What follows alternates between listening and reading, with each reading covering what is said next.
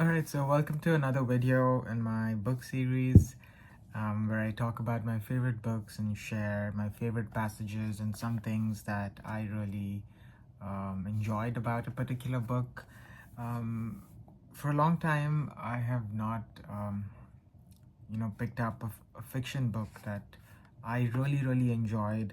Um, so this was something that got me really happy. So the book that I'm going to talk about today is Coraline by Neil Gaiman, and it's got this beautiful cover of this little girl walking with a cat with spooky eyes and these tree-like branches almost grasping her.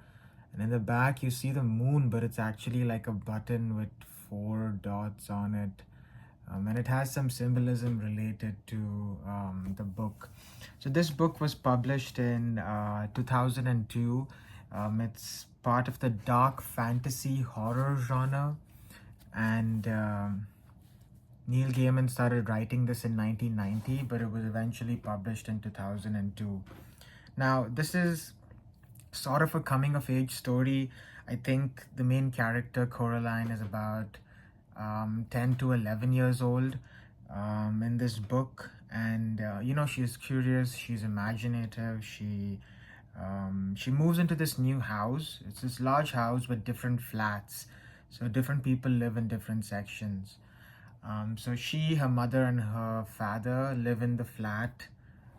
In one flat, there's four flats in the house. The second flat is occupied by Miss Pink and Miss Forcible, who are two retired actors.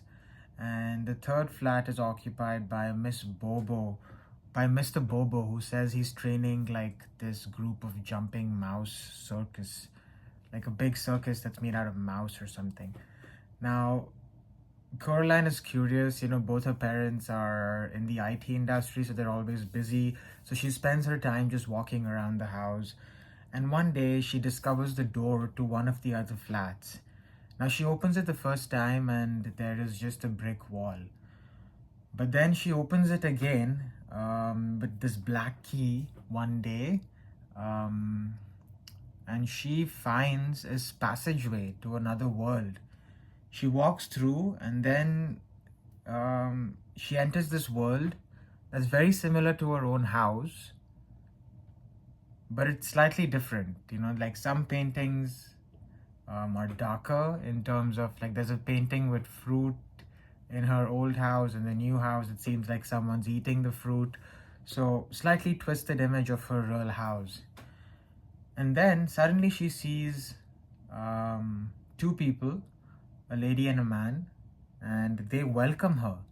Now she is surprised, and they tell her that they are her other mother and other father, and they've been waiting for her.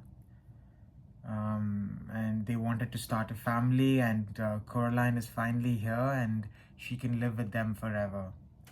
Now Coraline is shocked. She's like, what is happening? So she goes around continuing to discover this new world. And then she meets different people. She sees Miss Forcible and Miss Pink performing in front of a group of dogs. She sees the old man, completely engulfed by the rats, and the rats talking. She also meets this black cat who seems to be her only support in this new world. And now the entire book is about how she escapes from this world and comes back to her real world. I don't want to tell you more about the book because I don't want to reveal too much, but there are so many passages in this book that I thought were just so beautifully written. I've actually folded some of them that I wanted to share with you. So there was this one incident where Coraline's dad told her to go and do something and not disturb him. So she decided to take a piece of paper and went off to explore the inside of the flat. She discovered the hot water tank. It was in a cupboard in the kitchen. She counted everything blue. There were 153 things that were blue. She counted the windows. There were 21 windows. And she counted the doors. Of the doors that she found, 13 opened and closed. The other, big carved brown wooden door at the far corner of the drawing room, was locked. It's such a beautiful passage because it tells you so much about how Neil Gaiman just builds you up for some sort of secret mission. And there was this other incident. It's a really cute incident about Coraline and her dad, and he gets stuck in this um, big, like in this big uh, ball of wasps because they stepped on like a wasp nest, and he tells her to run, and then she says that at the end of that incident, I only had the one sting on the back of my arm, and he had 39 stings all over him. We counted later in the bath. That was really cute, how her father stood up for her.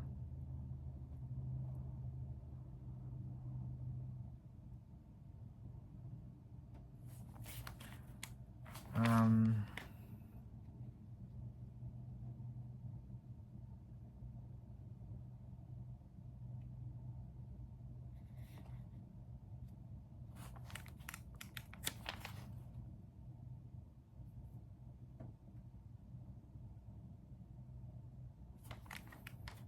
yeah, there are so many passages. I also think the illustrations are really beautiful, right at the back, and it's made by Dave McKean. It really brings the book to life. There's also a movie on this book that I think is amazing. What I think is special about this book is how it presents dark fantasy horror in a very childlike manner. For instance, when children look at things, they're not immediately scared, but they get scared when they see the reaction of an adult that is scared. Their first instinct is often curiosity. They'll discover things, they'll put their hands on things and try to understand what it is. And in this situation, Coraline, was in a difficult space, but she wanted to save her parents and her friends, and that made her brave and not scared of the ghosts anymore. And by the end of the novel, she really transforms as a character because she says she's going back to school, her new school year, but she feels that she has gotten braver because of the adventure she went on. Um,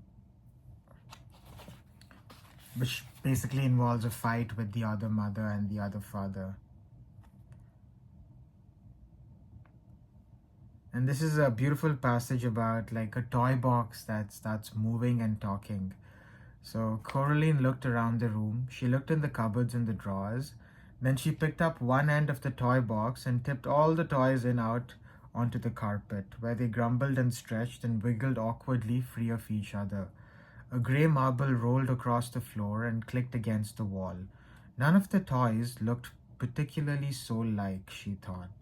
She picked up and examined a silver charm bracelet from which hung tiny animal charms that chased each other around the perimeter of the bracelet. The fox never catching the rabbit, the bear never gaining on the fox. That's such a beautiful line. Those charms with things on it. The way Neil Gaiman describes that and brings that to life, that's just amazing.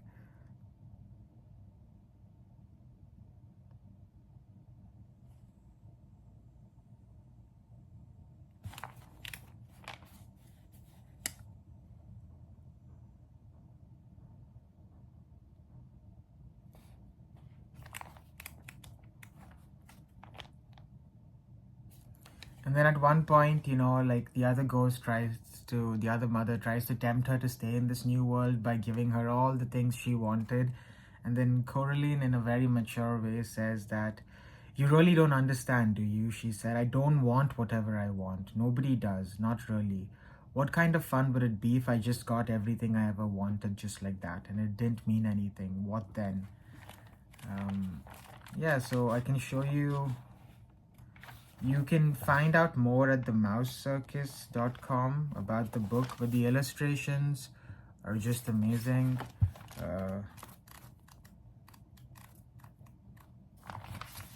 There's more over here.